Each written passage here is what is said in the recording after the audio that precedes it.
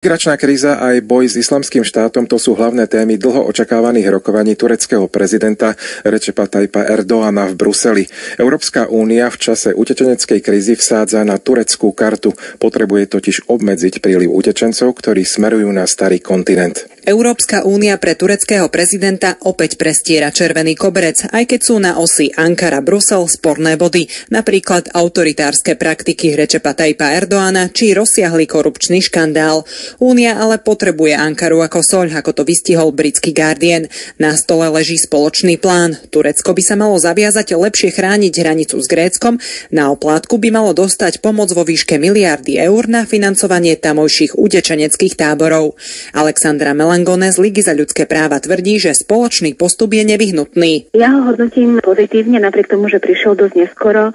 Je predsa známe, že v Turecku je už momentálne 1,7 miliónov sýrskych utečencov v táboroch, kde sú podmienky dosť žalostné, preto aj množstvo ľudí vlastne odchádza po rokoch života v týchto táboroch ďalej do Európy. Erdoğan v Štrasburgu kritizoval európsku imigračnú politiku. Povedal, že Ankara dáva Bruselu lekciu humanity tým, že prijíma 100 000 utečencov.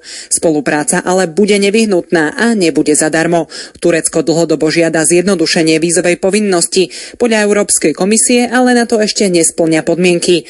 Analytik Asociácie pre medzinárodné otázky Tomáš Kaválek si myslí, že Ankara veľa od návštevy neočakáva, ani čo sa týka prístupových rokovaní do EÚ. Ekonomicky Turecko už Európskej únie a politicky jako v současnosti Turecko vůbec nemá jako motivaci jít do Evropy. Evropa na ně kašle dlouhodobě, to je vzhledem na to, že jako turecký režim se úplně od Evropy odvrátil. Jako do roku 2007 se snažili různé politické reformy, aby se přiblížili Evropě. Pak se od toho úplně upustilo a v současnosti to prostě není politický téma. Dodajme, že ak by spoločný plán v boji s imigračnou krízou dostal na bruselsko-tureckej línii zelenú, mohli by o ňom lídri únie rokovať už v polovici októbra. Tamara Lištiaková, RTVS.